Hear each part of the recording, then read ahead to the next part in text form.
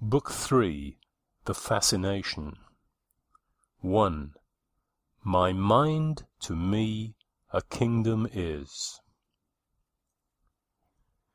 In Clym Yeobright's face could be dimly seen the typical countenance of the future. Should there be a classic period to art hereafter, its Pheidias may produce such faces.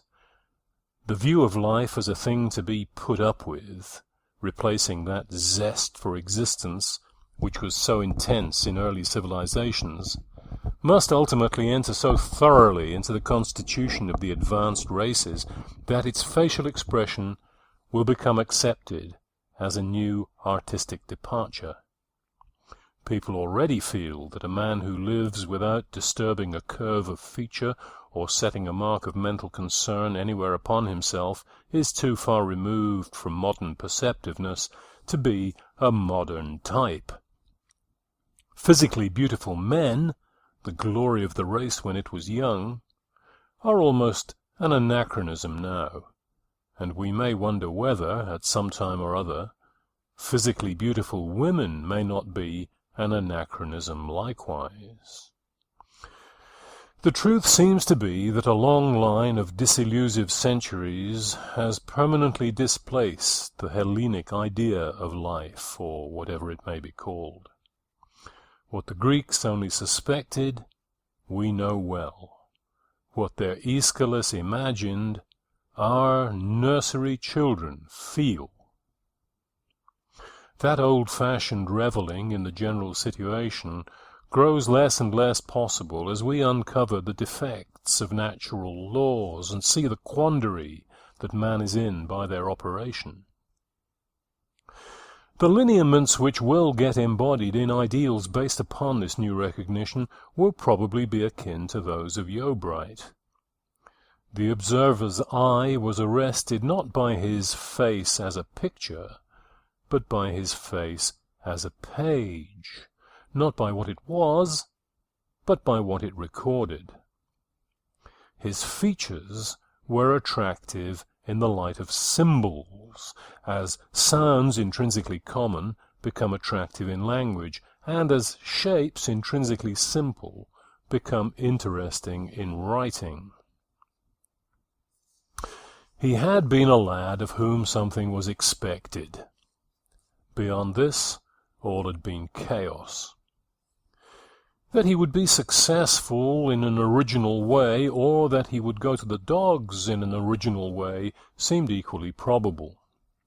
The only absolute certainty about him was that he would not stand still in the circumstances amid which he was born. Hence, when his name was casually mentioned by neighbouring yeomen, the listener said, "Ah, Clym Yeobright, what's he doing now?" When the instinctive question about a person is, "What's he doing?" it is felt that he will not be found to be, like most of us, doing nothing in particular.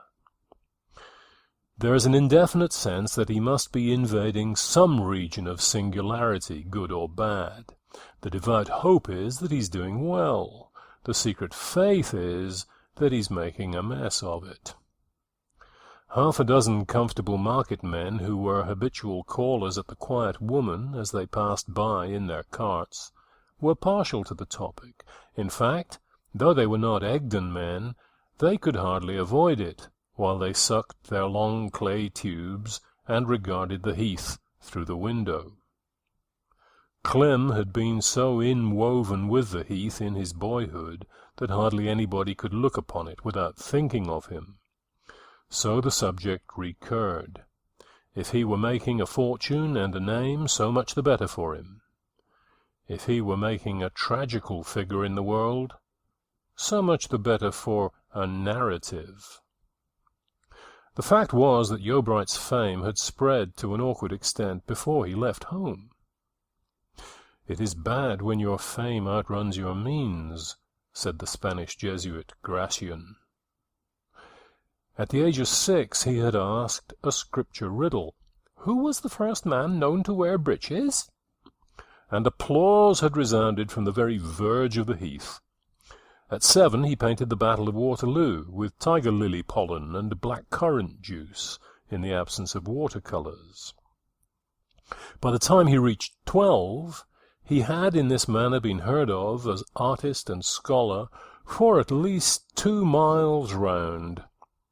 An individual whose fame spreads 3,000 or 4,000 yards in the time taken by the fame of others similarly situated to travel 600 or 800 must of necessity have something in him.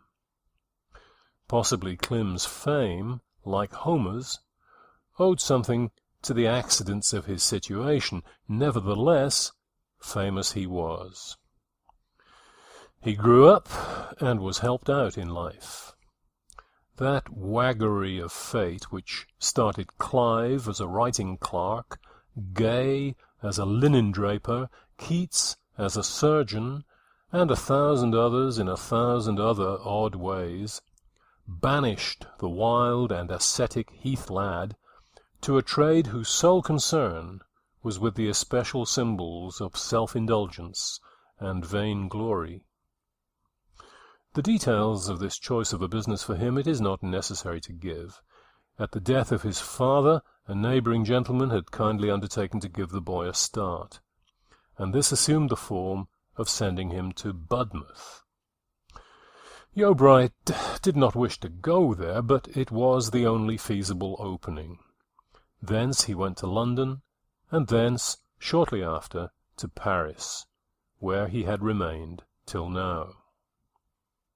Something being expected of him, he had not been at home many days before a great curiosity as to why he stayed on so long began to arise in the Heath. The natural term of a holiday had passed, yet he still remained. On the Sunday morning following the week of Thomasin's marriage, a discussion on this subject was in progress at a hair-cutting before Fairway's house. Here the local barbering was always done at this hour on this day, to be followed by the great Sunday wash of the inhabitants at noon, which in its turn was followed by the great Sunday dressing an hour later. On Egdon Heath, Sunday proper did not begin till dinner-time, and even then it was a somewhat battered specimen of the day.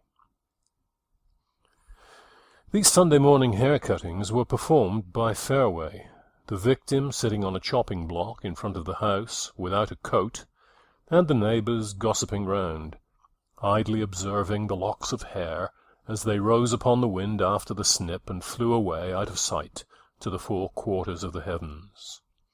Summer and winter the scene was the same, unless the wind were more than usually blusterous, when the stool was shifted a few feet round the corner. To complain of cold in sitting out of doors, hatless and coatless, while Fairway told true stories between the cuts of the scissors, would have been to pronounce yourself no man at once. To flinch, exclaim, or move a muscle of the face at the small stabs under the ear received from those instruments, or at scarifications of the neck by the comb, would have been thought a gross breach of good manners, considering that Fairway did it all for nothing. A bleeding about the pole on Sunday afternoons was amply accounted for by the explanation, "I've had my hair cut, you know."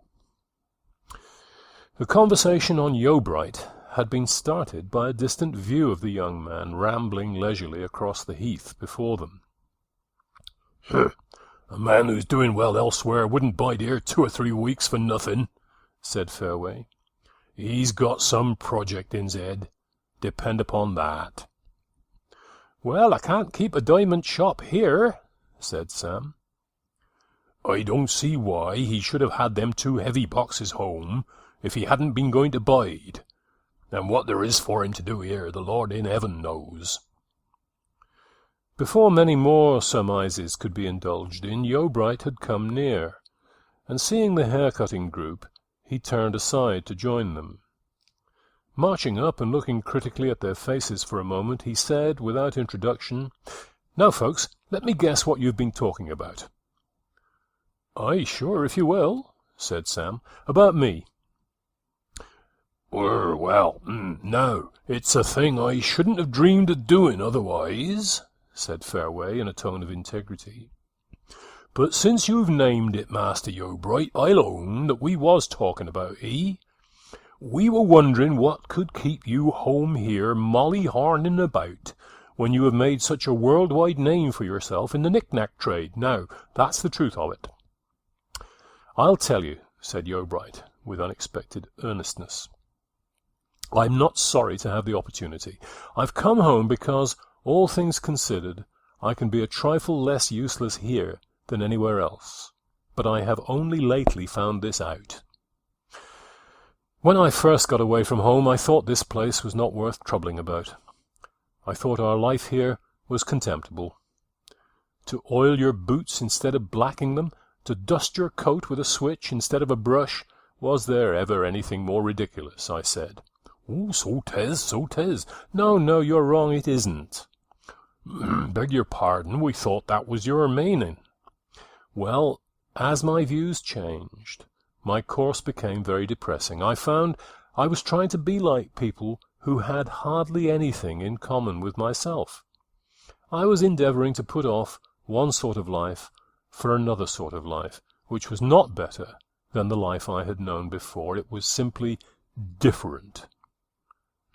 True. A sight different, said Fairway.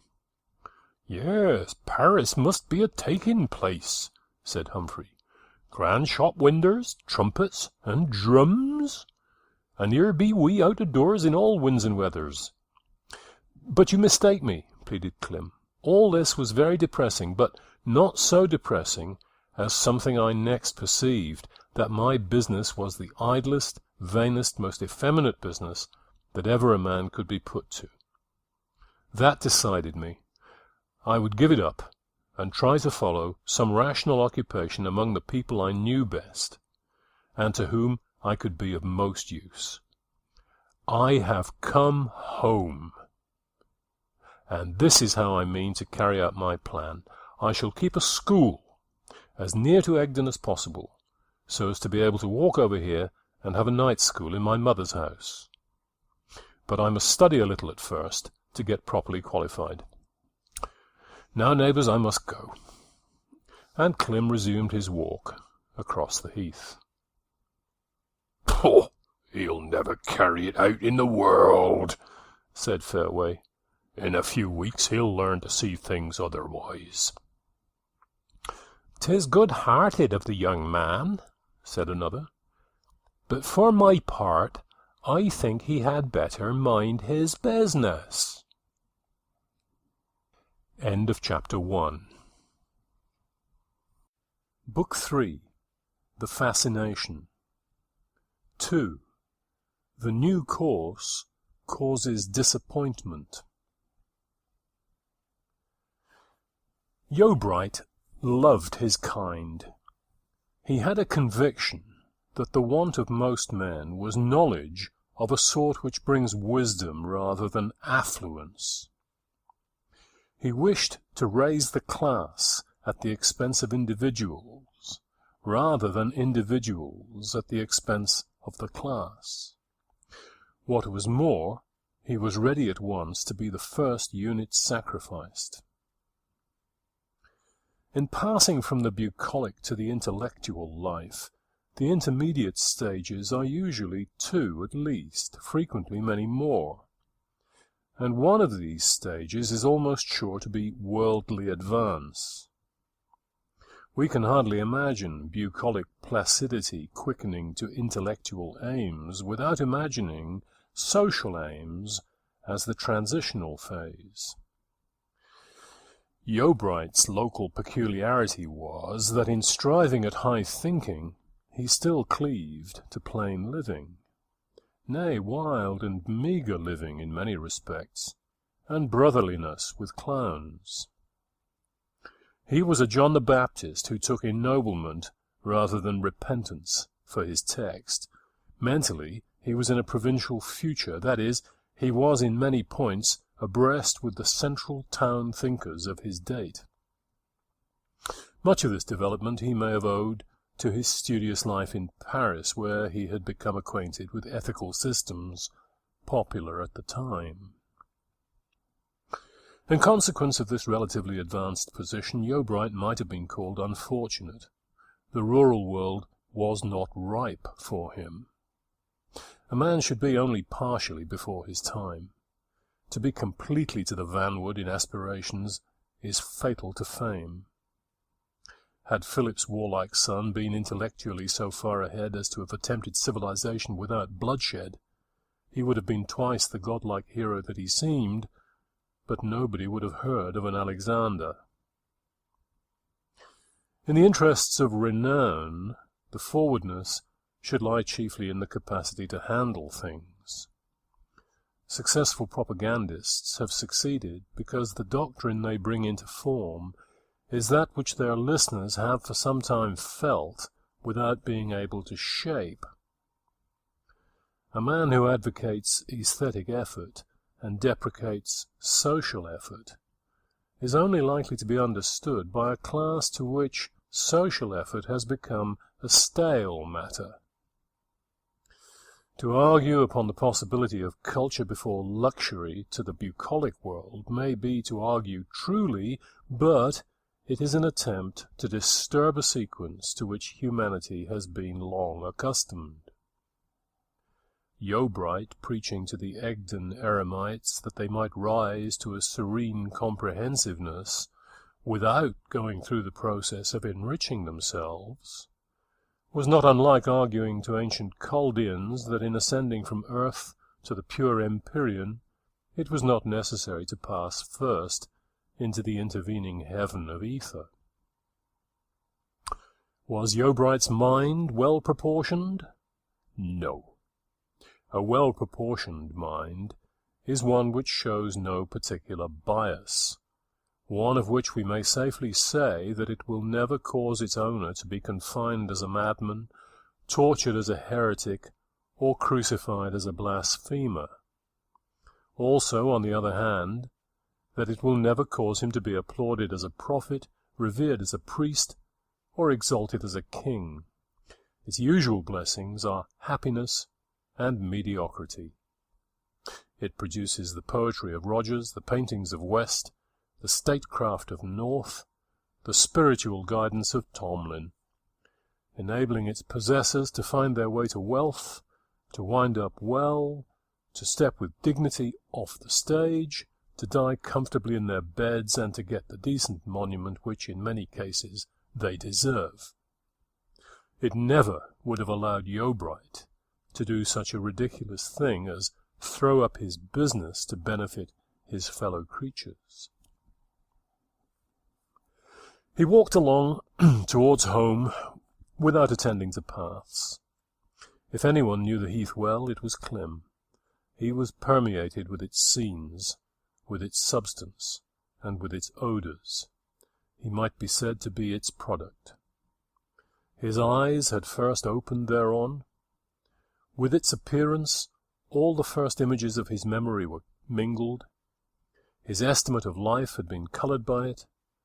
His toys had been the flint knives and arrowheads which he found there, wondering why stones should grow to such odd shapes. His flowers, the purple bells and yellow furs. His animal kingdom, the snakes and croppers. His society, its human haunters. Take all the varying hates felt by Eustacia Vi towards the heath, and translate them into loves, and you have the heart of Clem. He gazed upon the wide prospect as he walked, and was glad. To many persons this Egdon was a place which had slipped out of its century generations ago, to intrude as an uncouth object into this. 'Twas an obsolete thing, and few cared to study it. How could this be otherwise in the days of square fields, plashed hedges, and meadows watered on a plan so rectangular that on a fine day they look like silver gridirons? The farmer in his ride, who could smile at artificial grasses, look with solicitude at the coming corn, and sigh with sadness at the fly-eaten turnips, bestowed upon the distant upland of heath nothing better than a frown. But as for Yeobright, when he looked from the heights on his way, he could not help indulging in a barbarous satisfaction at observing that, in some of the attempts at reclamation from the waste, tillage, after holding on for a year or two, had receded again in despair, the ferns and furze tufts stubbornly reasserting themselves. He descended into the valley, and soon reached his home at Bloom's End. His mother was snipping dead leaves from the window plants. She looked up at him as if she did not understand the meaning of his long stay with her. Her face had worn that look for several days. He could perceive that the curiosity which had been shown by the hair-cutting group amounted in his mother to concern. But she had asked no question with her lips, even when the arrival of his trunks suggested that he was not going to leave her soon. Her silence besought an explanation of him more loudly than words. "I'm not going back to Paris again, Mother," he said. "At least, in my old capacity. I've given up the business." Mrs. Yeobright turned in pained surprise. "Oh, I thought something was amiss because of the boxes. I wonder you didn't tell me sooner. I ought to have done it, but I've been in doubt whether you would be pleased with my plan. I was not quite clear on a few points myself. I'm going to take an entirely new course." "I'm astonished, Clem. How can you want to do better than you've been doing?" "Very easily. But I shall not do better in the way you mean. I suppose it will be called doing worse. But I hate that business of mine, and I want to do some worthy thing before I die. As a schoolmaster, I think to do it. A schoolmaster to the poor and ignorant, to teach them what nobody else will. After all the trouble that's been taken to give you a start, and when there is nothing to do but to keep straight on towards affluence, you say you will be a poor man's schoolmaster. Your fancies will be your ruin, Clem." Mrs. Yeobright spoke calmly, but the force of feeling behind the words was but too apparent to one who knew her as well as her son did. He did not answer. There was in his face that hopelessness of being understood which comes when the objector is constitutionally beyond the reach of a logic that even under favouring conditions is almost too coarse a vehicle for the subtlety of the argument. No more was said on the subject till the end of dinner. His mother then began, as if there had been no interval since the morning. "It disturbs me, Clem, to find that you have come home with such thoughts as those. I hadn't the least idea that you meant to go backward in the world by your own free choice. 'Course I have always supposed you were going to push straight on, as other men do, all who deserve the name, when they have been put in a good way of doing well." "I cannot help it," said Clem, in a troubled tone. "Mother, I hate the flashy business. Talk about men who deserve the name. Can any man deserving the name waste his time in that effeminate way, when he sees half the world going to ruin for want of somebody to buckle to and teach them how to breast the misery they are born to? I get up every morning and see the whole creation groaning and travailing in pain, as St. Paul says, and yet there am I, trafficking in glittering splendours with wealthy women and titled libertines, and pandering to the meanest vanities. I, who have health and strength enough for anything. I've been troubled in my mind about it all the year, and the end is that I cannot do it any more." "Why can't you do it as well as others?" "I don't know, except that there are many things other people care for which I don't, and that's partly why I think I ought to do this. For one thing, my body does not require much of me. I cannot enjoy delicacies. Good things are wasted upon me. Well, I ought to turn that defect to advantage, and by being able to do without what other people require, I can spend what such things cost upon anybody else. Now, Yeobright, having inherited some of these very instincts from the woman before him, could not fail to awaken a reciprocity in her through her feelings, if not by arguments, disguise it as she might for his good. She spoke with less assurance. "And yet you might have been a wealthy man if you had only persevered. Manager to that large diamond establishment, what better can a man wish for? What a post of trust and respect! Oh, I suppose you'll be like your father. Like him, you are getting weary of doing well." "No," said her son, "I am not weary of that, though I am weary of what you mean by it. Mother, what is doing well?" Mrs. Yeobright was far too thoughtful a woman to be content with ready definitions, and, like the "what is wisdom" of Plato's Socrates and the "what is truth" of Pontius Pilate, Yeobright's burning question received no answer. The silence was broken by the clash of the garden gate, a tap at the door, and its opening. Christian Cantle appeared in the room, in his Sunday clothes. 'Twas the custom on Egdon to begin the preface to a story before absolutely entering the house, so as to be well in for the body of the narrative by the time visitor and visited stood face to face.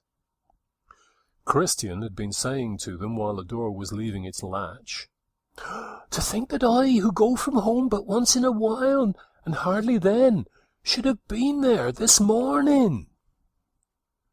"'Tis news you have brought us then, Christian," said Mrs. Yeobright.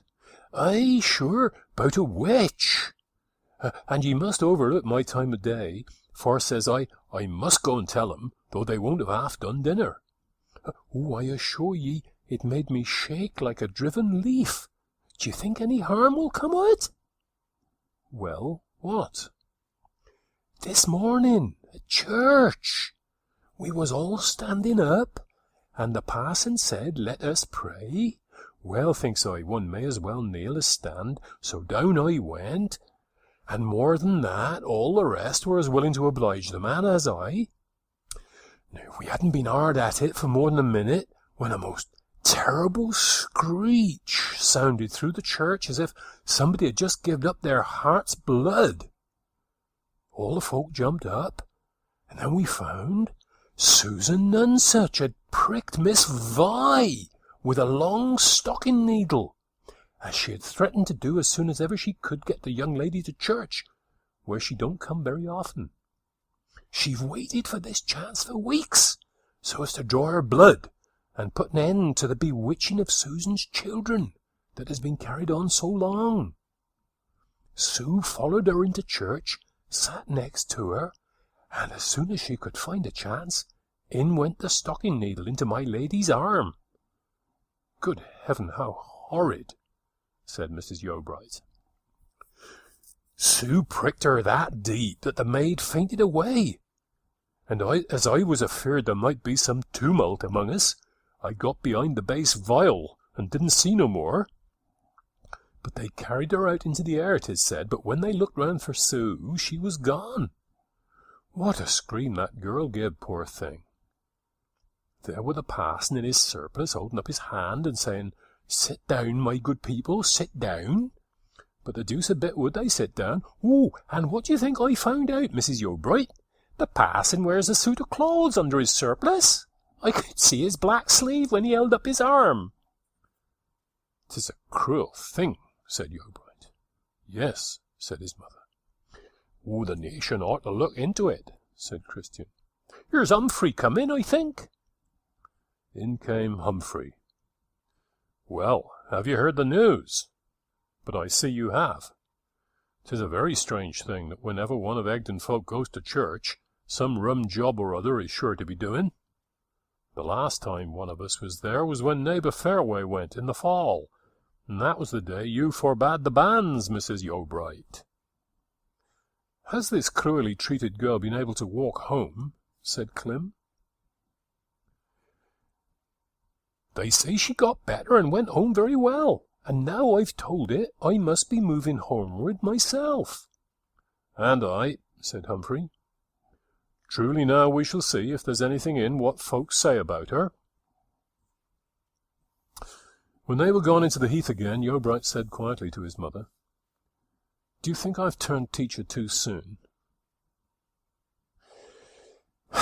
"It is right that there should be schoolmasters, and missionaries, and all such men," she replied. "But it is right, too, that I should try to lift you out of this life into something richer, and that you should not come back again and be as if I had not tried at all." Later in the day, Sam, the turf cutter, entered. "I come a-borrowing, Mrs. Yeobright. I suppose you've heard what's been happening to the beauty on the hill?" "Yes, Sam, half a dozen have been telling us." "Beauty?" said Clem. "Oh, yes, tolerably well favoured," Sam replied. "Lord, all the country owns that 'tis one of the strangest things in the world that such a woman should have come to live up there." "Dark or fair?" "Oh, no, though I've seen her 20 times, that's a thing I cannot call to mind." "Darker than Tamsin," murmured Mrs. Yeobright. "A woman who seems to care for nothing at all, as you may say." "She's melancholy, then?" inquired Clem. "She mopes about by herself, and don't mix in with the people." "Is she a young lady inclined for adventures?" "Not to my knowledge." "Doesn't join in with the lads in their games to get some sort of excitement in this lonely place?" "No." "Mumming, for instance?" "No, her notions be different. I should rather say her thoughts were far away from here, with lords and ladies she'll never know, and mansions she'll never see again." Observing that Clem appeared singularly interested, Mrs. Yeobright said rather uneasily to Sam, "You see more in her than most of us do. Miss Vi is to my mind too idle to be charming. I have never heard that she is of any use to herself or other people. Good girls don't get treated as witches, even on Egdon." "Nonsense, that proves nothing either way," said Yeobright. "Well, of course, I don't understand such niceties," said Sam, withdrawing from a possibly unpleasant argument. "And what she is, we must wait for time to tell us. The business that I've really called about is this, to borrow the longest and strongest rope you have. The captain's bucket has dropped into the well, and they are in want of water. And as all the chaps are at home today, we think we can get it out for him. We have 3 cart ropes already, but they won't reach to the bottom." Mrs. Yeobright told him that he might have whatever ropes he could find in the outhouse, and Sam went out to search. When he passed by the door, Clem joined him, and accompanied him to the gate. "Is this young witch lady going to stay long at Mistover?" he asked. "I should say so." "What a cruel shame to ill-use her. She must have suffered greatly, more in mind than in body." "'Twas a graceless trick. Such a handsome girl, too.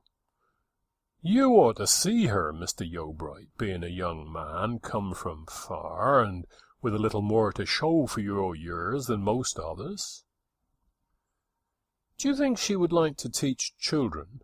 said Clem. Sam shook his head. "Ooh, quite a different sort of body from that, I reckon." "Oh, it was merely something which occurred to me.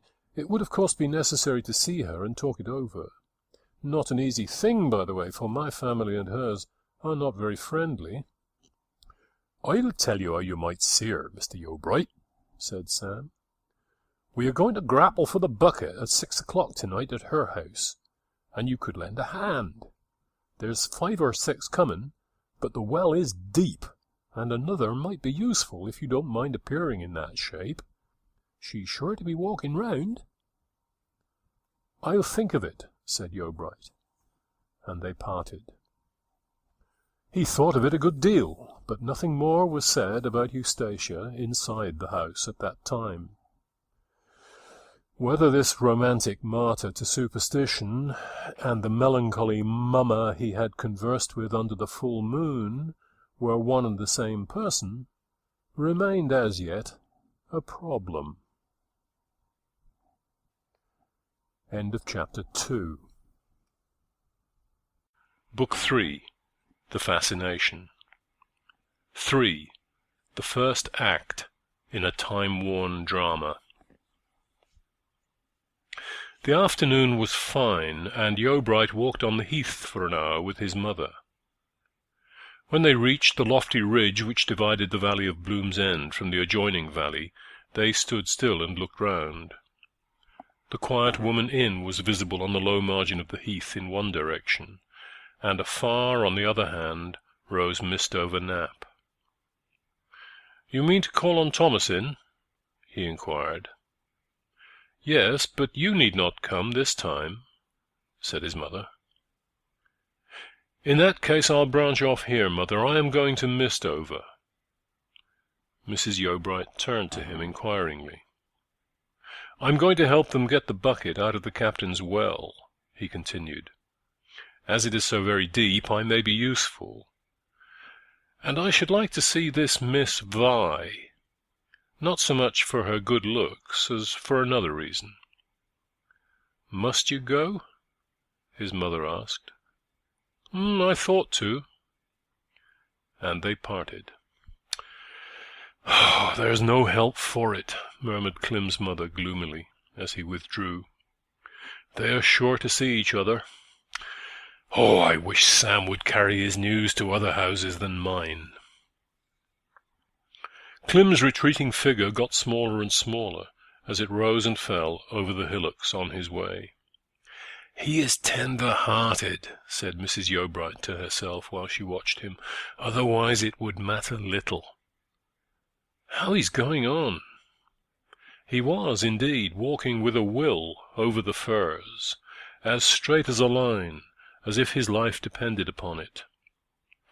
His mother drew a long breath, and, abandoning the visit to Thomasin, turned back. The evening films began to make nebulous pictures of the valleys, but the highlands still were raked by the declining rays of the winter sun, which glanced on Clem as he walked forward, eyed by every rabbit and fieldfare around, a long shadow advancing in front of him. On drawing near to the furze-covered bank and ditch which fortified the captain's dwelling, he could hear voices within, signifying that operations had been already begun. At the side entrance gate he stopped and looked over. Half a dozen able-bodied men were standing in a line from the well mouth, holding a rope which passed over the well-roller into the depths below. Fairway, with a piece of smaller rope round his body, made fast to one of the standards to guard against accidents, was leaning over the opening, his right hand clasping the vertical rope that descended into the well. "Now, silence, folks!" said Fairway. The talking ceased, and Fairway gave a circular motion to the rope as if he was stirring batter. At the end of a minute, a dull splashing reverberated from the bottom of the well. The helical twist he had imparted to the rope had reached the grapnel below. "Haul!" said Fairway, and the men who held the rope began to gather it over the wheel. "I think we've got summat," said one of the haulers in. "Then pull steady," said Fairway. They gathered up more and more, till a regular dripping into the well could be heard below. It grew smarter with the increasing height of the bucket, and presently 150 feet of rope had been pulled in. Fairway then lit a lantern, tied it to another cord, and began lowering it into the well beside the first. Clem came forward and looked down. Strange, humid leaves which knew nothing of the seasons of the year, and quaint-natured mosses were revealed on the well side as the lantern descended, till its rays fell upon a confused mass of rope and bucket dangling in the dank, dark air. "We've only gotten by the edge of the hoop. Steady, for God's sake," said Fairway. They pulled with the greatest gentleness till the wet bucket appeared about 2 yards below them, like a dead friend come to earth again. 3 or 4 hands were stretched out, then jerk went the rope, whiz went the wheel, the 2 foremost haulers fell backward, the beating of a falling body was heard receding down the sides of the well, and a thunderous uproar arose at the bottom. The bucket was gone again. "Oh, damn the bucket!" said Fairway. "Lower again," said Sam. "Oh, I'm as stiff as a ram's horn, stooping so long," said Fairway, standing up and stretching himself till his joints creaked. "Rest a few minutes, Timothy," said Yeobright. "I'll take your place." The grapnel was again lowered. Its smart impact upon the distant water reached their ears like a kiss, whereupon Yeobright knelt down, and, leaning over the well, began dragging the grapnel round and round as Fairway had done. "Tie a rope round him! It's dangerous!" cried a soft and anxious voice somewhere above them. Everybody turned. The speaker was a woman gazing down upon the group from an upper window whose panes blazed in the ruddy glare from the west. Her lips were parted, and she appeared for the moment to forget where she was. The rope was accordingly tied round his waist, and the work proceeded. At the next haul the weight was not heavy, and it was discovered that they had only secured a coil of the rope detached from the bucket. The tangled mass was thrown into the background. Humphrey took Yeobright's place, and the grapnel was lowered again. Yeobright retired to the heap of recovered rope in a meditative mood. Of the identity between the lady's voice and that of the melancholy mummer he had not a moment's doubt. "How thoughtful of her," he said to himself. Eustacia, who had reddened when she perceived the effect of her exclamation upon the group below, was no longer to be seen at the window, though Yeobright scanned it wistfully. While he stood there, the men at the well succeeded in getting up the bucket without a mishap. One of them went to inquire for the captain, to learn what orders he wished to give for mending the well tackle. The captain proved to be away from home, and Eustacia appeared at the door and came out. She had lapsed into an easy and dignified calm, far removed from the intensity of life in her words of solicitude for Clem's safety. "Will it be possible to draw water here tonight?" she inquired.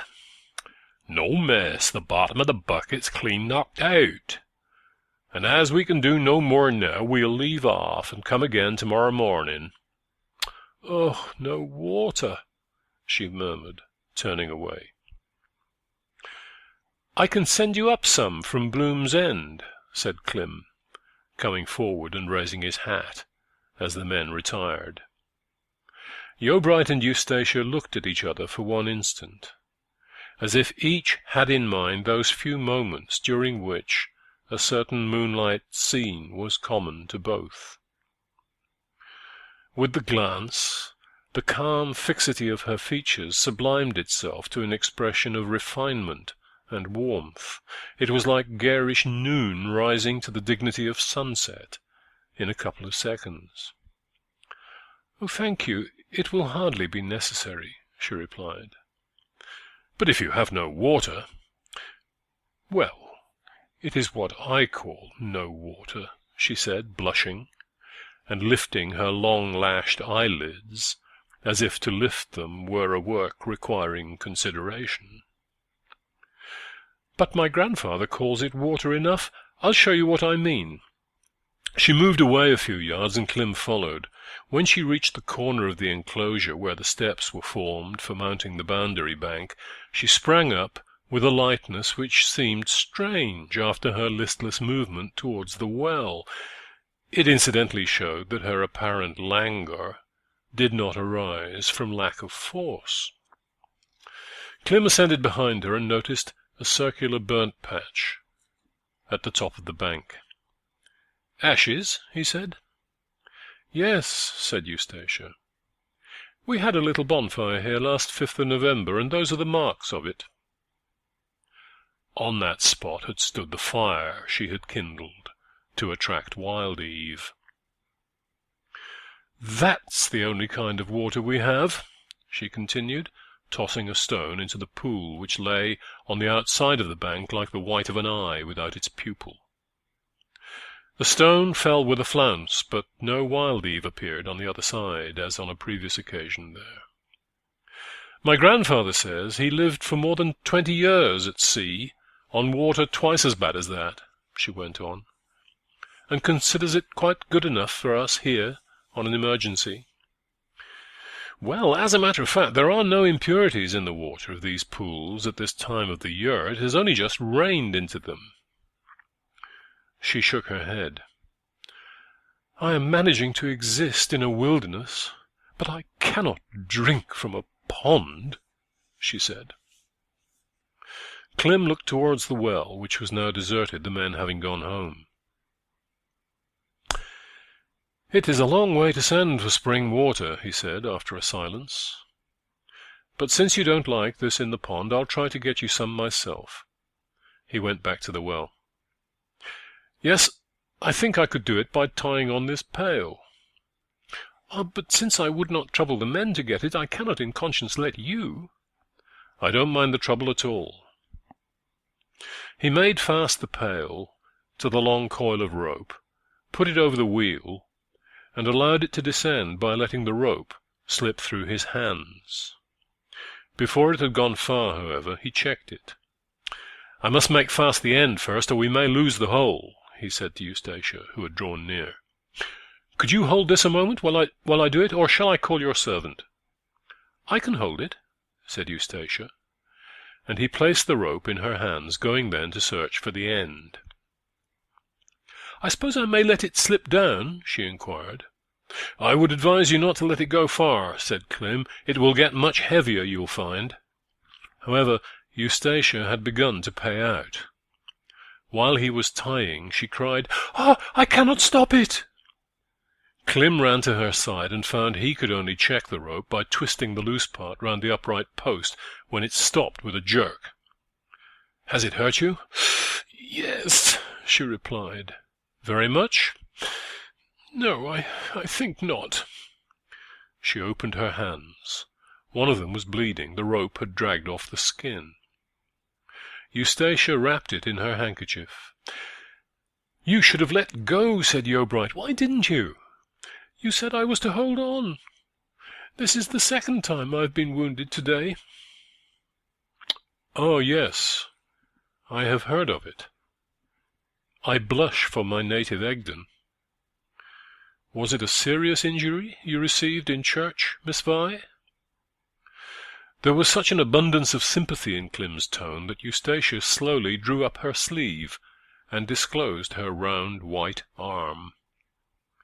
A bright red spot appeared on its smooth surface, like a ruby on Parian marble. "There it is," she said, putting her finger against the spot. "It was dastardly of the woman," said Clem. "Will not Captain Vi get her punished?" "He is gone from home on that very business." "I did not know that I had such a magic reputation." "And you fainted," said Clem, looking at the scarlet little puncture as if he would like to kiss it and make it well. "Yes, it frightened me. I had not been to church for a long time, and now I shall not go again, for ever so long, perhaps never. I cannot face their eyes after this. Don't you think it dreadfully humiliating? I wished I was dead for hours after, but I don't mind now. "I have come to clean away these cobwebs," said Yeobright. "Would you like to help me by high-class teaching? We might benefit them much." "Oh, I don't quite feel anxious to. I have not much love for my fellow creatures. Sometimes I quite hate them. Still, I think that if you were to hear my scheme, you might take an interest in it. There's no use in hating people. If you hate anything, you should hate what produced them." "Do you mean nature? I hate her already. But I shall be glad to hear your scheme at any time." The situation had now worked itself out, and the next natural thing was for them to part. Clym knew this well enough, and Eustacia made a move of conclusion, yet he looked at her as if he had one word more to say. Perhaps, if he had not lived in Paris, it would never have been uttered. "We have met before," he said, regarding her with rather more interest than was necessary. "I do not own it," said Eustacia, with a repressed, still look. "But I may think what I like." "Yes." "You are lonely here." "Oh, I cannot endure the heath, except in its purple season. The heath is a cruel taskmaster to me." "Can you say so?" he asked. "To my mind it is most exhilarating, and strengthening, and soothing. I would rather live on these hills than anywhere else in the world. Oh, it is well enough for artists, but I never would learn to draw. And there's a very curious druidical stone just out there." He threw a pebble in the direction signified. "Do you often go to see it?"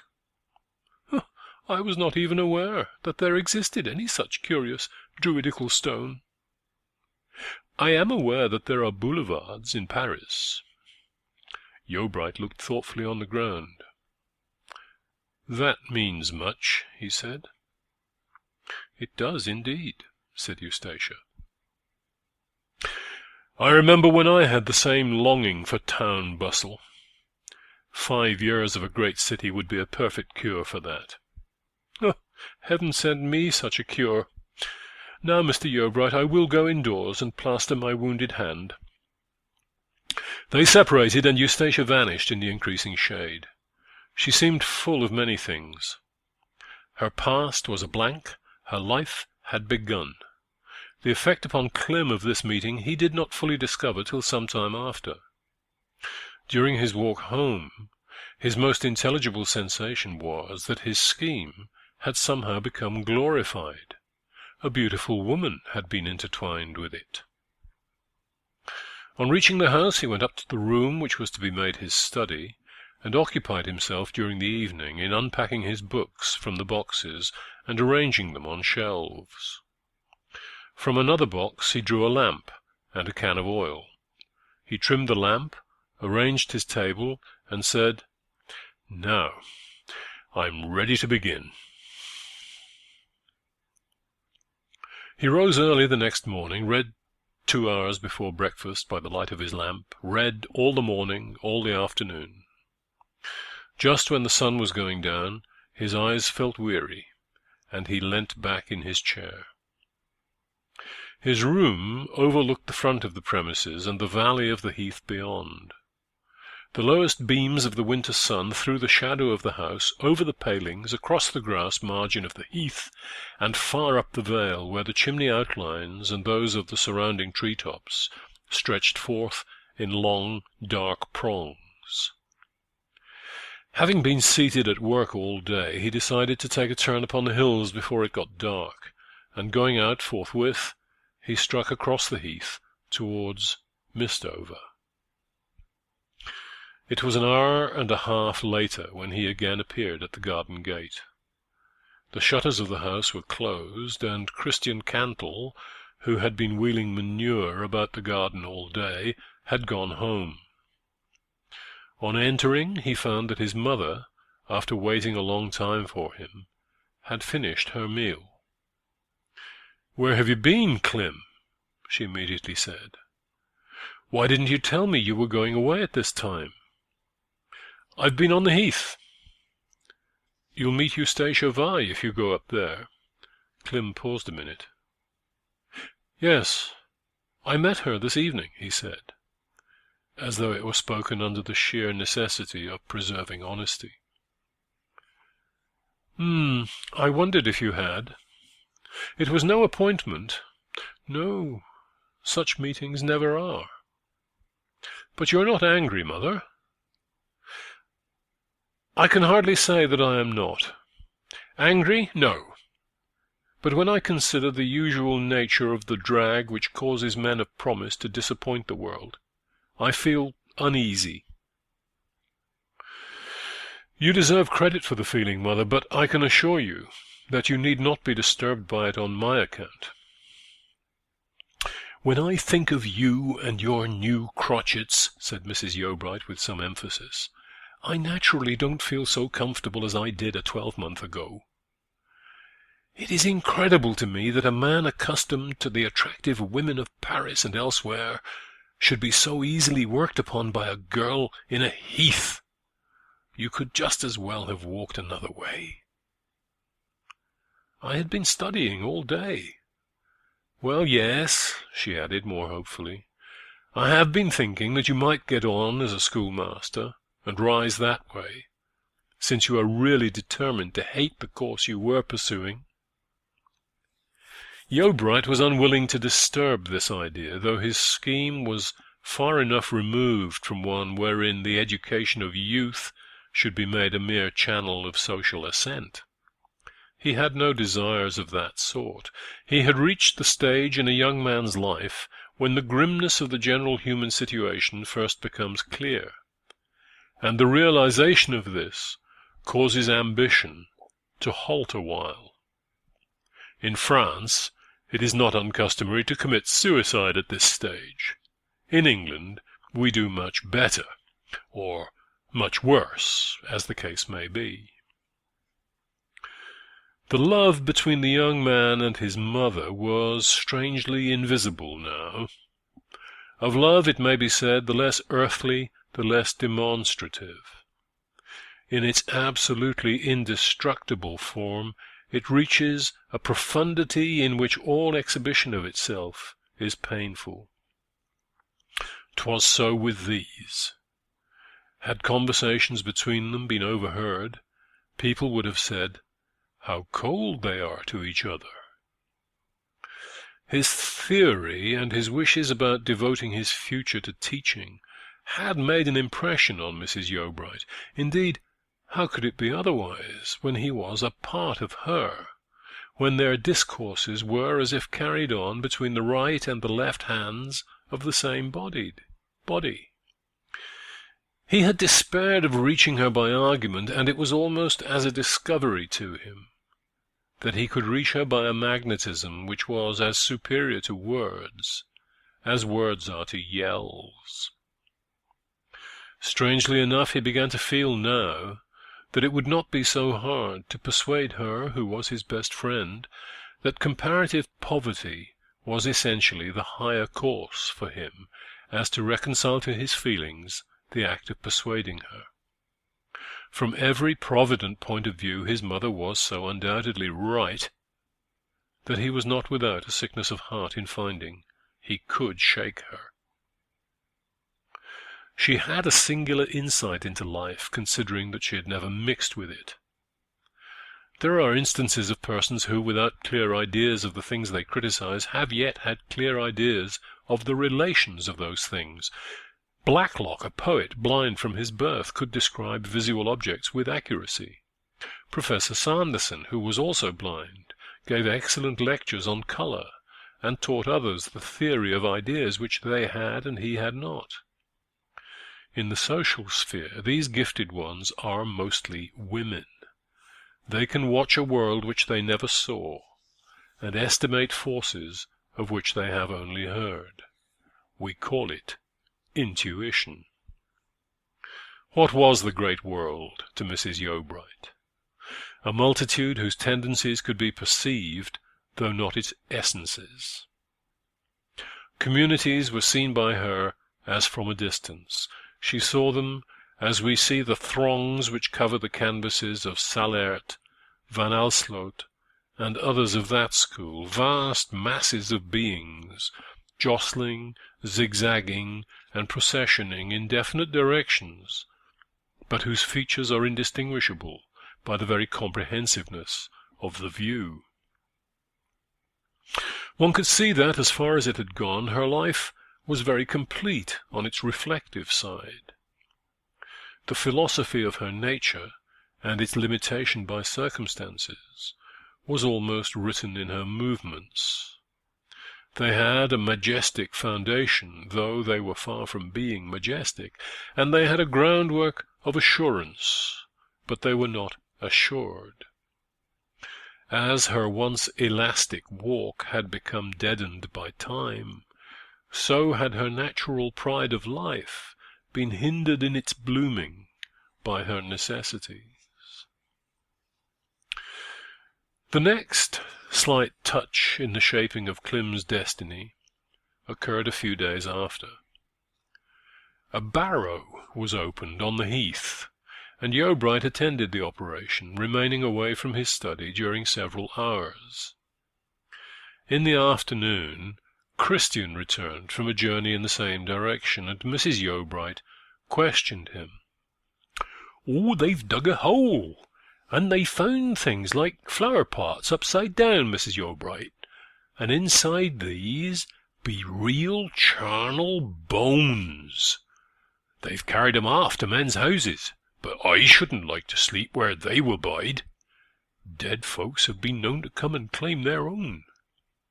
Mr. Yeobright had got one pot of the bones, and was going to bring 'em home, real skeleton bones, but 'twas ordered otherwise. You'll be relieved to hear that he gave away his, pot and all, on second thoughts, and a blessed thing for ye, Mrs. Yeobright, considering the wind o' nights." "Gave it away?" "Yes, to Miss Vi.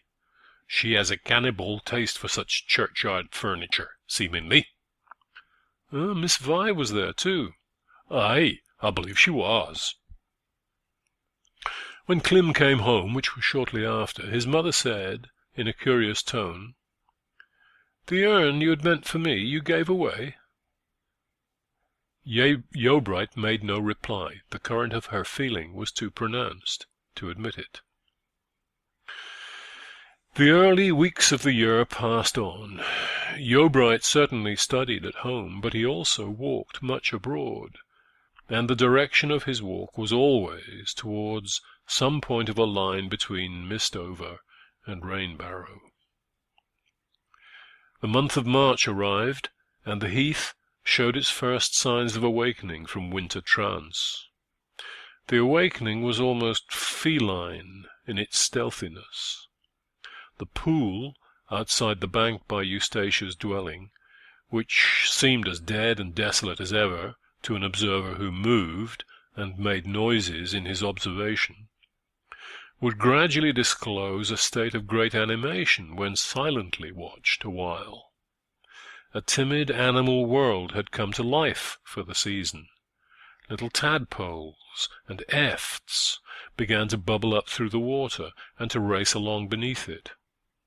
Toads made noises like very young ducks, and advanced to the margin in twos and threes.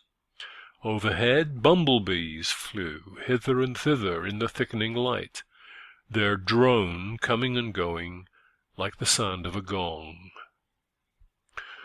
On an evening such as this, Yeobright descended into the Bloom's End valley from beside that very pool, where he had been standing with another person quite silently, and quite long enough to hear all this puny stir of resurrection in nature, yet he had not heard it. His walk was rapid as he came down, and he went with a springy tread. Before entering upon his mother's premises, he stopped and breathed. The light which shone forth on him from the window revealed that his face was flushed and his eye bright. What it did not show was something which lingered upon his lips, like a seal set there.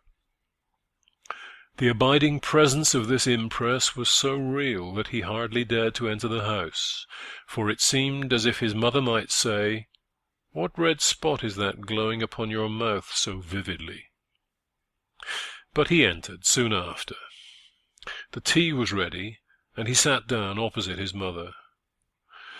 She did not speak many words, and as for him, something had just been done, and some words had just been said on the hill, which prevented him from beginning a desultory chat.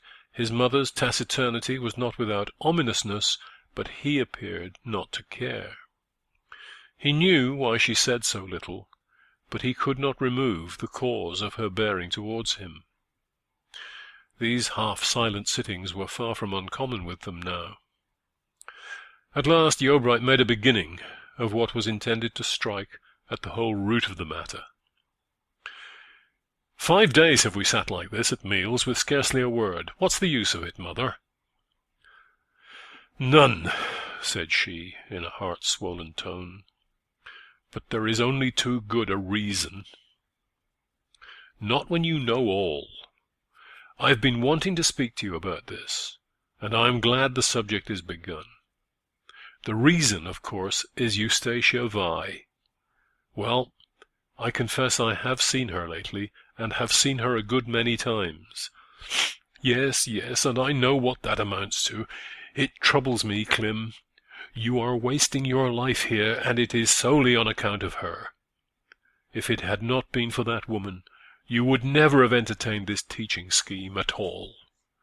Clem looked hard at his mother. "You know that is not it," he said. "Well, I know you had decided to attempt it before you saw her, but that would have ended in intentions. It was very well to talk of, but ridiculous to put in practice. I fully expected that in the course of a month or two you would have seen the folly of such self-sacrifice, and would have been by this time back again to Paris, in some business or other. I can understand objections to the diamond trade. I really was thinking that it might be inadequate to the life of a man like you, even though it might have made you a millionaire. But now I see how mistaken you are about this girl, I doubt if you could be correct about other things." "How am I mistaken in her?" "She is lazy and dissatisfied. But that is not all of it. Supposing her to be as good a woman as any you can find, which she certainly is not, why do you wish to connect yourself with anybody at present?"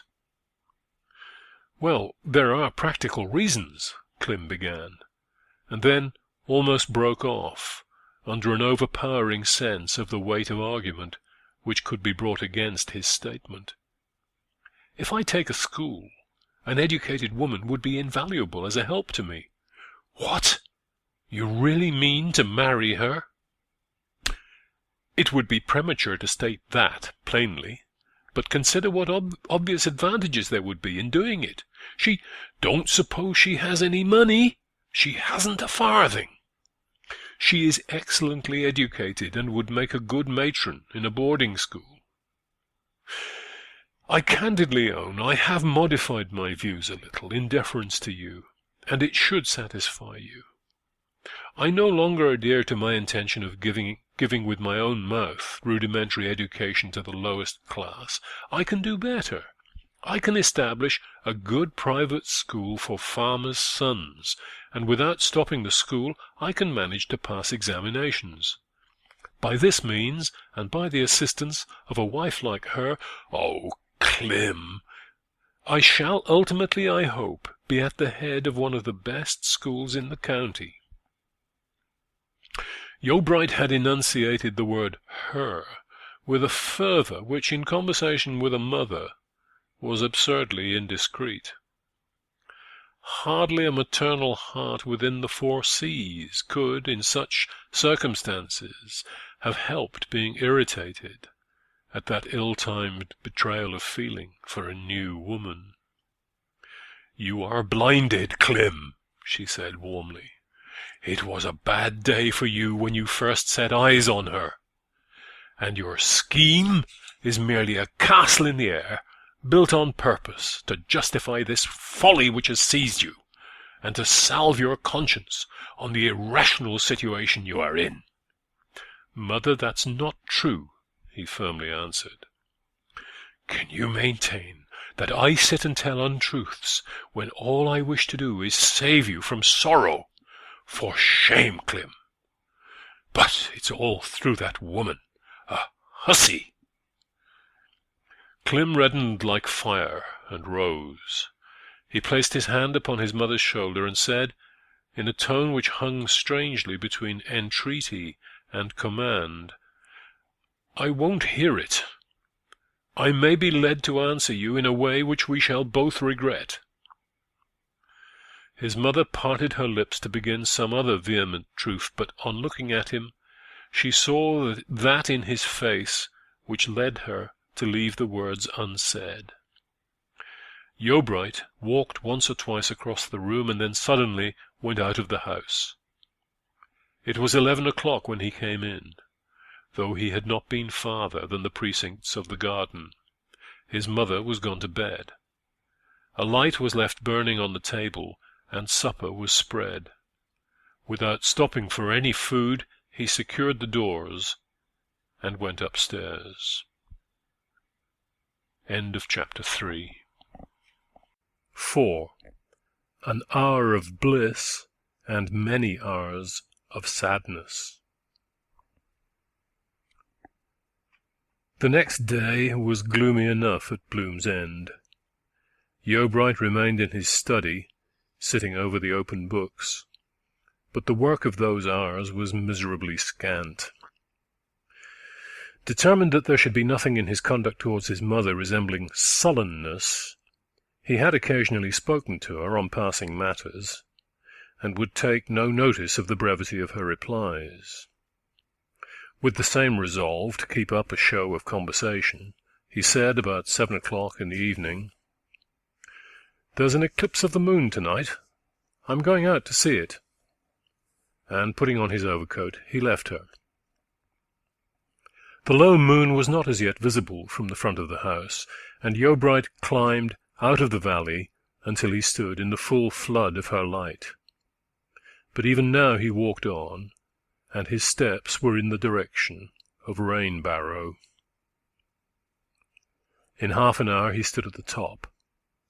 The sky was clear from verge to verge, and the moon flung her rays over the whole heath, but without sensibly lighting it, except where paths and watercourses had laid bare the white flints and glistening quartz sand, which made streaks upon the general shade. After standing a while he stooped and felt the heather. It was dry, and he flung himself down upon the barrow, his face towards the moon, which depicted a small image of herself in each of his eyes. He had often come up here without stating his purpose to his mother, but this was the first time that he had been ostensibly frank as to his purpose, while really concealing it. It was a moral situation which, 3 months earlier, he could hardly have credited of himself. In returning to labour in this sequestered spot, he had anticipated an escape from the chafing of social necessities, yet, behold, they were here also. More than ever, he longed to be in some world where personal ambition was not the only recognized form of progress, such perhaps as might have been the case at some time or other in the silvery globe then shining upon him, His eye travelled over the length and breadth of that distant country, over the Bay of Rainbows, the sombre Sea of Crises, the Ocean of Storms, the Lake of Dreams, the vast walled plains, and the wondrous Ring Mountains, till he almost felt himself to be voyaging bodily through its wild scenes, standing on its hollow hills, traversing its deserts, descending its vales and old sea bottoms, or mounting to the edges of its craters. While he watched the far-removed landscape, a tawny stain grew into being on the lower verge. The eclipse had begun. This marked a preconcerted moment, for the remote celestial phenomenon had been pressed into sublunary service as a lover's signal. Yeobright's mind flew back to earth at the sight. He arose, shook himself, and listened. Minute after minute passed by, perhaps 10 minutes passed, and the shadow on the moon perceptibly widened. He heard a rustling on his left hand. A cloaked figure with an upturned face appeared at the base of the barrow, and Clym descended. In a moment the figure was in his arms, and his lips upon hers. "My Eustacia!" "Clym, dearest!" Such a situation had less than 3 months brought forth. They remained long without a single utterance, for no language could reach the level of their condition. Words were as the rusty implements of a bygone barbarous epoch, and only to be occasionally tolerated. "I began to wonder why you did not come," said Yeobright, when she had withdrawn a little from his embrace. "You said 10 minutes after the first mark of shade on the edge of the moon, and that's what it is now." "Well, let us only think that here we are." Then, holding each other's hand, they were again silent, and the shadow on the moon's disk grew a little larger. "Has it seemed long since you last saw me?" she asked. "It has seemed sad." "And not long? That's because you occupy yourself, and so blind yourself to my absence. To me, who can do nothing, it has been like living under stagnant water." "I would rather bear tediousness, dear, than have time made short by such means as have shortened mine." "In what way is that? You have been thinking you wished you did not love me." "How can a man wish that, and yet love on? No, Eustacia." "Men can, women cannot." "Well, whatever I may have thought, one thing is certain. I do love you, past all compass and description. I love you to oppressiveness. I, who have never before felt more than a pleasant passing fancy for any woman I have ever seen. Let me look right into your moonlit face, and dwell on every line and curve in it. Oh, only a few hairbreadths make the difference between this face and faces I have seen many times before I knew you. Yet what a difference! The difference between everything and nothing at all. One touch on that mouth again. There, and there, and there. Your eyes seem heavy, Eustacia." "No, it's my general way of looking. I think it arises from my feeling sometimes an agonizing pity for myself that I ever was born." "You don't feel it now?" "No, yet I know that we shall not love like this always. Nothing can ensure the continuance of love. It will evaporate like a spirit, and so I feel full of fears." "You need not." "Ah, but you don't know.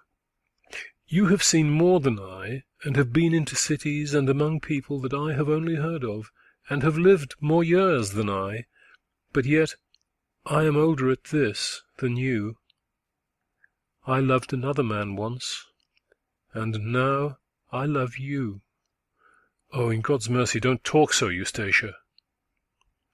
"But I do not think that I shall be the one who wearies first. It will, I fear, end in this way. Your mother will find out that you meet me, and she will influence you against me." "That can never be. She knows of these meetings already." "And she speaks against me?" "I will not say." "There. Go away. Obey her. I shall ruin you. It is foolish of you to meet me like this. Kiss me and go away forever. Forever, do you hear? Forever." "Not I." "It's your only chance. Many a man's love has been a curse to him." "You are desperate, full of fancies, and willful, and you misunderstand. I have an additional reason for seeing you tonight, besides love of you. For though, unlike you, I feel our affection may be eternal, I feel with you in this, that our present mode of existence cannot last." "Oh, 'tis your mother. Yes, that's it, I knew it." "Never mind what it is. Believe this, I cannot let myself lose you. I must have you always with me. This very evening I do not like to let you go. There is only one cure for this anxiety, dearest. You must be my wife."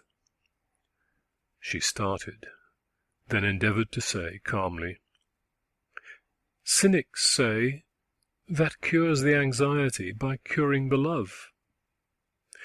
"But you must answer me. Shall I claim you some day? I don't mean at once." "Oh, I must think," Eustacia murmured. "At present, speak of Paris to me. Is there any place like it on earth?" "It is very beautiful. But will you be mine?" "I will be nobody else's in the world. Does that satisfy you?" "Yes, for the present." "Now tell me of the Tuileries and the Louvre," she continued. "Oh, I hate talking of Paris." "Well, I remember one sunny room in the Louvre, which would make a fitting place for you to live in, the Galerie d'Apollon. Its windows are mainly east, and in the early morning, when the sun is bright, the whole apartment is in a perfect blaze of splendor. The rays bristle and dart from the encrustations of gilding to the magnificent inlaid coffers, from the coffers to the gold and silver plate, from the plate to the jewels and precious stones, from these to the enamels, till there is a perfect network of light which quite dazzles the eye. But now about our marriage. And Versailles, the King's Gallery, is some such gorgeous room, is it not?" "Yes. But what's the use of talking of gorgeous rooms?" "By the way, the little Trianon would suit us beautifully to live in. And you might walk in the gardens in the moonlight and think you were in some English shrubbery. It is laid out in English fashion." "Oh, I should hate to think that." "Then you could keep to the lawn in front of the Grand Palace. All about there you would doubtless feel in a world of historical romance." He went on, since it was all new to her, and described Fontainebleau, Saint-Cloud, the Bois, and many other familiar haunts of the Parisians, till she said, "When used you to go to these places?" "On Sundays." "Ah, yes, I dislike English Sundays. How I should chime in with their manners over there. Dear Clim, you'll go back again?" Clim shook his head and looked at the eclipse. "If you'll go back again, I'll be something," she said tenderly, putting her head near his breast. "If you'll agree, I'll give my promise, without making you wait a minute longer." "How extraordinary that you and my mother should be of one mind about this," said Yeobright. "I have vowed not to go back, Eustacia. It is not the place I dislike. It is the occupation." "But you can go in some other capacity?" "No. Besides, it would interfere with my scheme." "Don't press that, Eustacia. Will you marry me?" "Oh, I cannot tell." "Now, never mind Paris. It is no better than other spots. Promise, sweet." "You will never adhere to your education plan, I am quite sure." and then it will be all right for me, and so I promise to be yours for ever and ever." Clym brought her face towards his by a gentle pressure of the hand, and kissed her. "Ah, but you don't know what you've got in me," she said. "Sometimes I think there is not that in Eustacia Vi which will make a good homespun wife. Well, let it go. See how our time is slipping, slipping, slipping." She pointed towards the half-eclipsed moon. "You are too mournful." "No, only I dread to think of anything beyond the present. What is, we know. We are together now, and it is unknown how long we shall be so.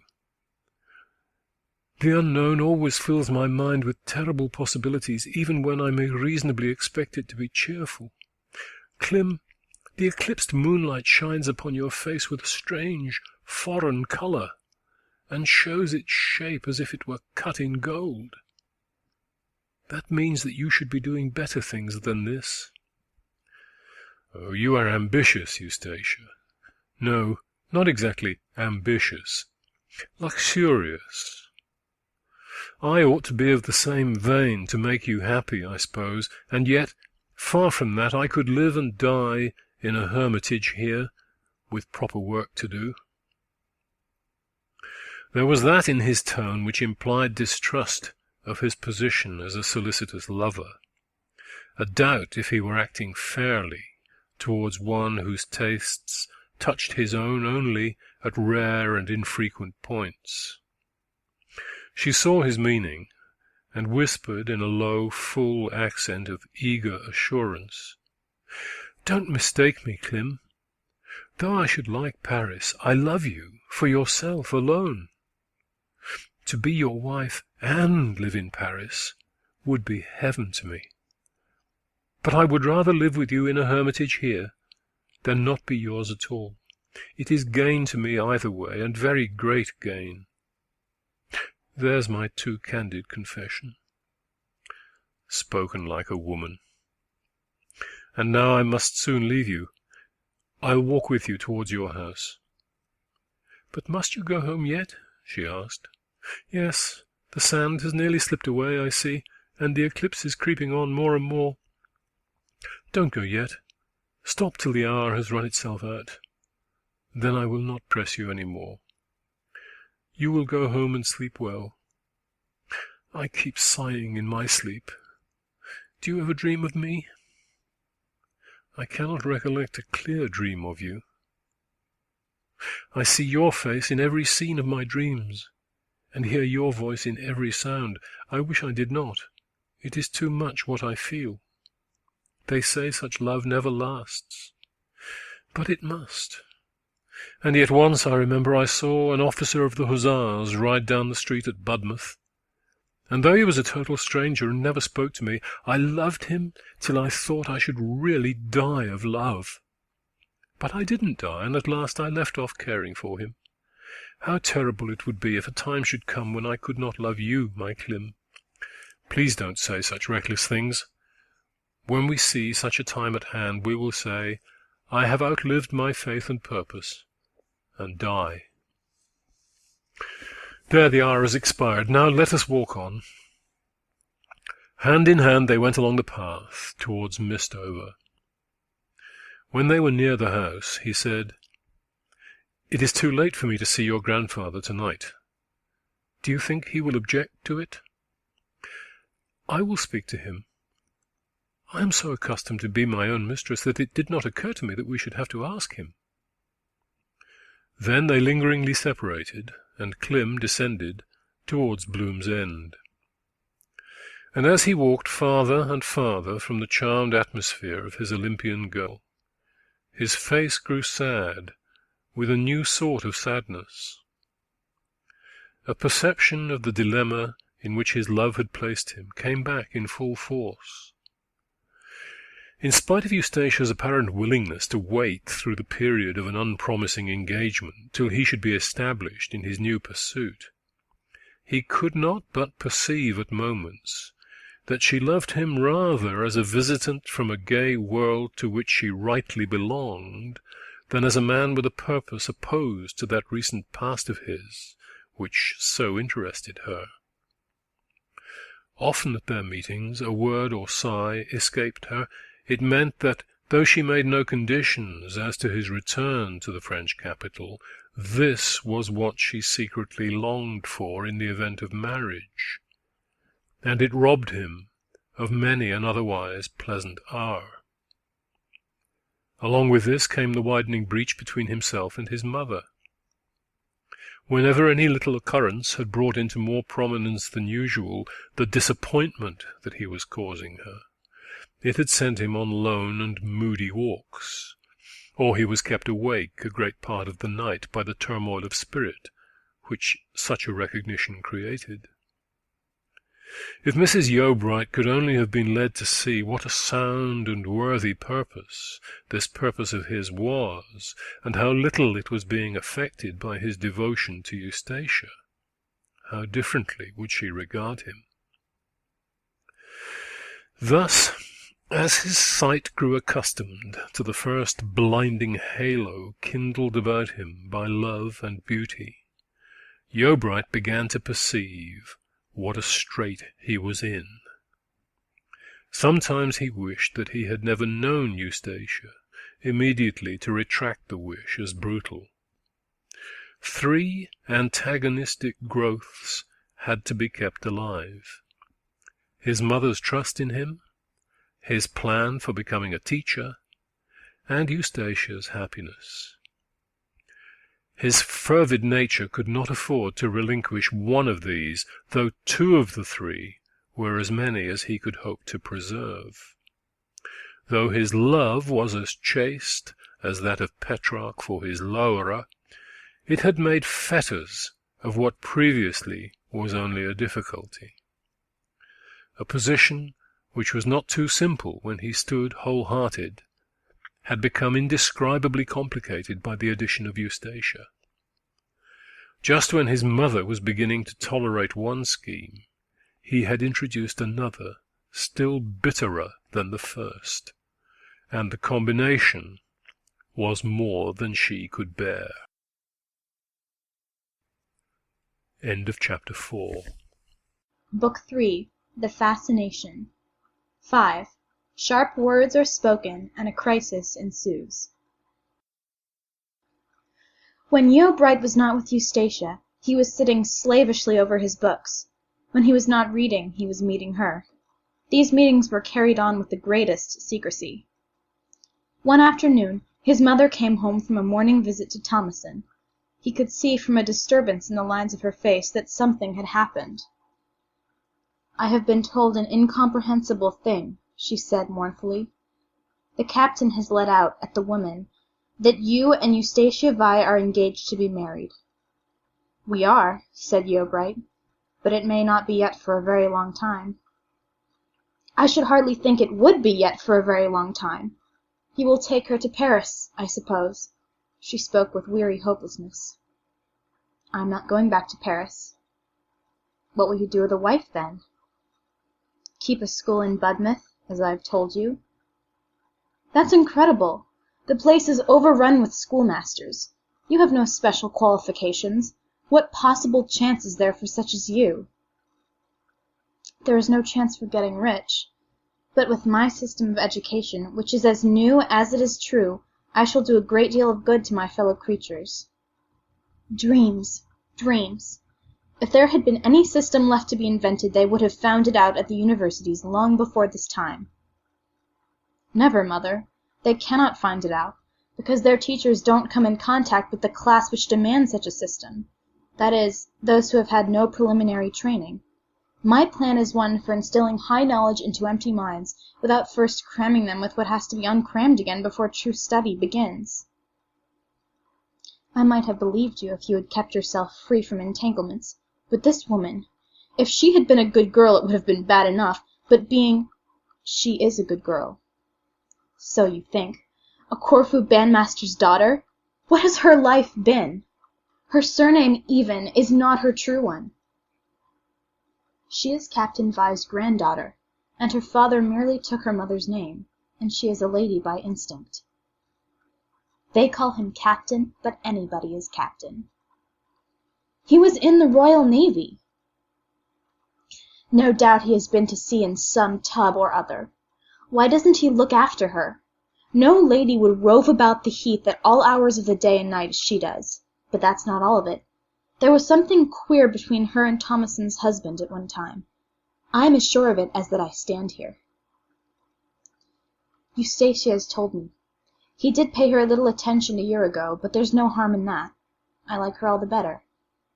Clem, said his mother with firmness, I have no proofs against her, unfortunately.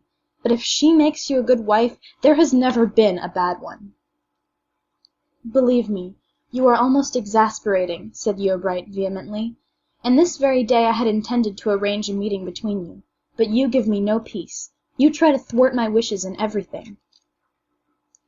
I hate the thought of any son of mine marrying badly. I wish I had never lived to see this. It is too much for me. It is more than I dreamt. She turned to the window. Her breath was coming quickly, and her lips were pale, parted, and trembling. Mother, said Clem, whatever you do, you will always be dear to me. That you know. But one thing I have a right to say, which is that at my age I am old enough to know what is best for me. Mrs. Yeobright remained for some time silent and shaken, as if she could say no more. Then she replied, Best? Is it best for you to injure your prospects for such a voluptuous, idle woman as that? Don't you see that by the very fact of your choosing her, you prove that you do not know what is best for you? You give up your whole thought, you set your whole soul to please a woman. I do, and that woman is you. How can you treat me so flippantly? Said his mother, turning again to him with a tearful look. You are unnatural, Clem, and I did not expect it. Very likely, said he, cheerlessly. You did not know the measure that you were going to meet me, and therefore did not know the measure that would be returned to you again. You answer me, you think only of her. You stick to her in all things. That proves her to be worthy. I have never yet supported what is bad, and I do not care only for her. I care for you and myself and for anything that is good. When a woman once dislikes another, she is merciless. Oh, Clem, please don't go setting down as my fault what is your obstinate wrong-heartedness. If you wish to connect yourself with an unworthy person, why did you come home here to do it? Why didn't you do it in Paris? It is more the fashion there. You have come only to distress me, a lonely woman, and shorten my days. I wish that you would bestow your presence where you bestow your love. Clem said huskily, You are my mother. I will say no more, beyond this, that I beg your pardon for having thought this my home. I will no longer inflict myself upon you. I'll go. And he went out with tears in his eyes. It was a sunny afternoon at the beginning of summer, and the moist hollows of the heath had passed from their brown to their green stage. Yeobright walked to the edge of the basin which extended down from Mistover and Rainbarrow. By this time he was calm, and he looked over the landscape. In the minor valleys, between the hillocks which diversified the contour of the vale, the fresh young ferns were luxuriantly growing up, ultimately to reach a height of 5 or 6 feet. He descended a little way, flung himself down in a spot where a path emerged from one of the small hollows, and waited. Hither it was that he had promised Eustacia to bring his mother this afternoon, that they might meet and be friends.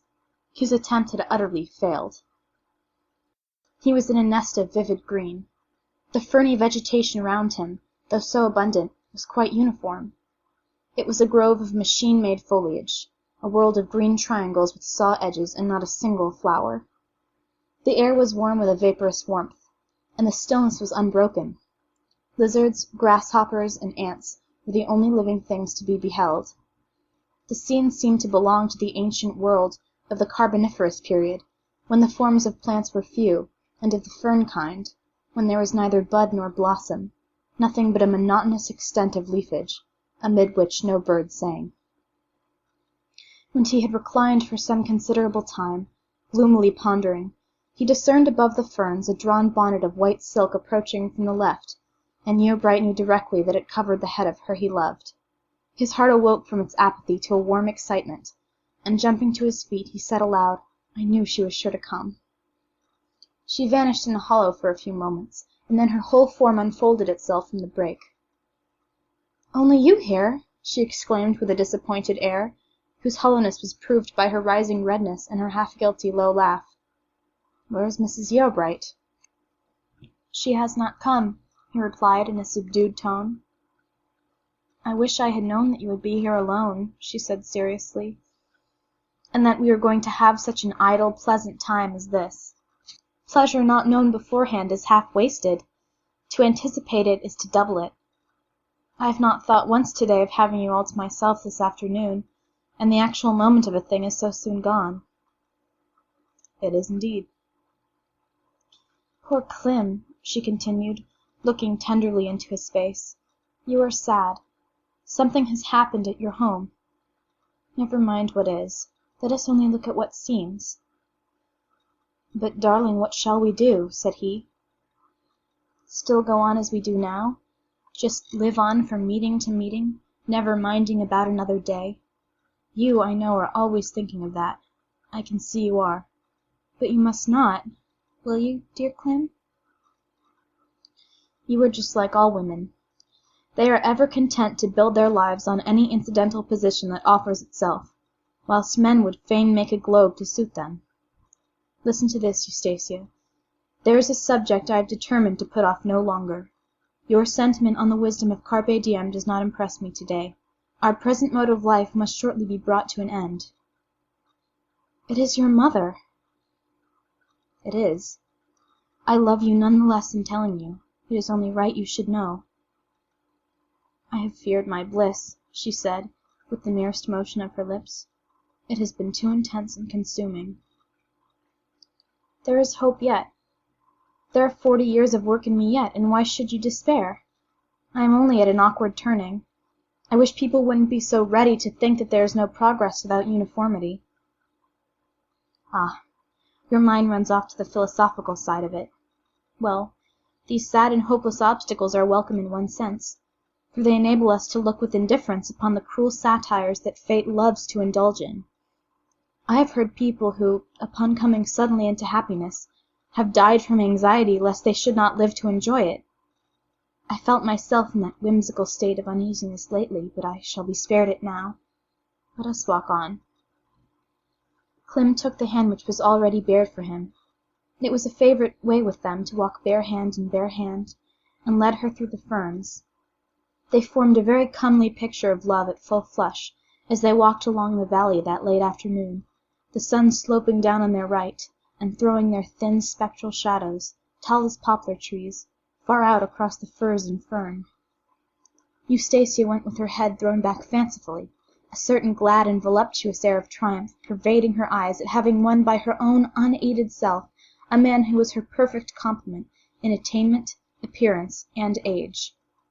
On the young man's part, the paleness of his face which he had brought with him from Paris, and the incipient marks of time and thought, were less perceptible than when he returned, the healthful and energetic sturdiness which was his by nature having partially recovered its original proportions.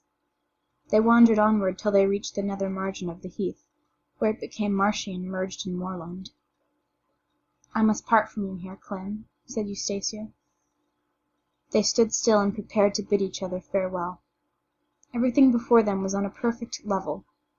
The sun, resting on the horizon line, streamed across the ground from between copper-coloured and lilac clouds, stretched out in flats beneath a sky of pale soft green. All dark objects on the earth that lay towards the sun were overspread by a purple haze, against which groups of wailing gnats shone out, rising upwards and dancing about like sparks of fire. "Oh, this leaving you is too hard to bear!" exclaimed Eustacia in a sudden whisper of anguish. "Your mother will influence you too much. I shall not be judged fairly. It will get afloat that I am not a good girl, and the witch story will be added to make me blacker." "They cannot. Nobody dares to speak disrespectfully of you or of me." "Oh, how I wish I was sure of never losing you, that you could not be able to desert me anyhow." Clem stood silent a moment.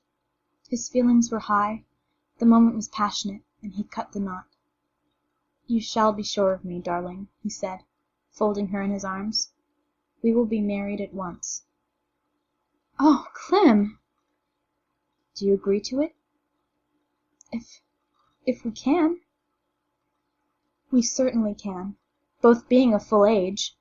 And I have not followed my occupation all these years without having accumulated money. And if you will agree to live in a tiny cottage somewhere on the heath until I take a house in Budmouth for the school, we can do it at a very little expense." "How long shall we have to live in the tiny cottage, Clem?" "About 6 months. At the end of that time I shall have finished my reading.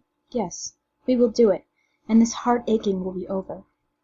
We shall, of course, live in absolute seclusion, and our married life will only begin to outward view when we take the house in Budmouth, where I have already addressed a letter on the matter.